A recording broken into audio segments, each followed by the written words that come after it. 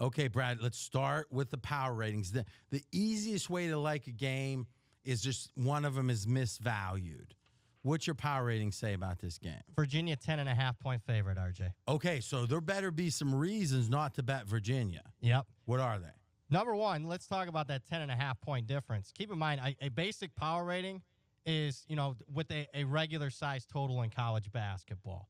So average. So regular size total means expected points scored. Expected points scored by both teams. That's 146 in college basketball this season. This total, RJ, is only 119. So there's going to be about 20% less scoring. Oh, now that's good stuff. Now, Fez, would we just take 20% off the spread? Yes, we would. All right, so that's interesting. Let me do the math real quick in my head. You're saying it should be what?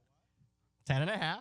All right, and 20% off of that is putting you in the 8.5 range, right? All right, so it puts us right there at 8.5. Okay, so guys, now listen.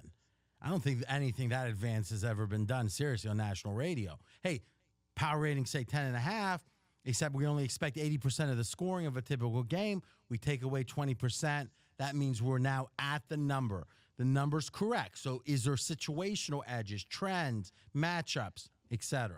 I like Oregon here. And let's continue Why? to talk the power rating here. So in a power rating, it's usually a blend of an entire season stats for that team. Okay, Oregon is your worst team left in the tournament. They're only 25-12. So it says, hey, Oregon pretty much like that 12 seed.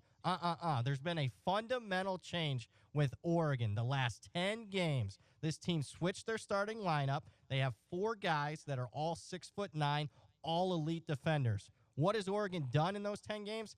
10 straight wins, 10 straight covers, have exceeded expectations being the Vegas line, by 15 points per game. Those full season power ratings, I don't think have fully grasped just how good this Oregon team is right now, RJ. But hold on a minute, Brad Powers, and this is straight out of Vegas. I'm RJ Bell. If you're telling me you don't have some formula that you have a contractual obligation to generate your power rating, do you? No. So why wouldn't you have Oregon higher?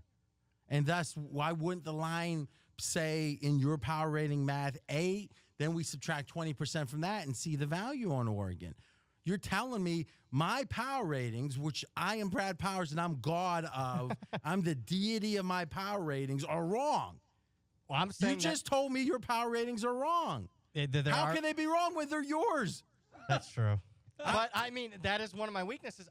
You have taught me you have to use a full season stat. I just can't take. I think you have to be. Here's the thing. I think you have to be extra, triple careful, almost like getting married, right? It's one thing to go on a date. It's one thing to shack up. If you're going to get married, and then there's another level, get married without a prenup. That's the highest level of risk, all right? Forget about that. But even to get married with the prenup, you better be mighty sure. I think it's so dangerous to look at late season streaks and say that's the truth of the team. But if you truly believe it, you've got to put it in your numbers.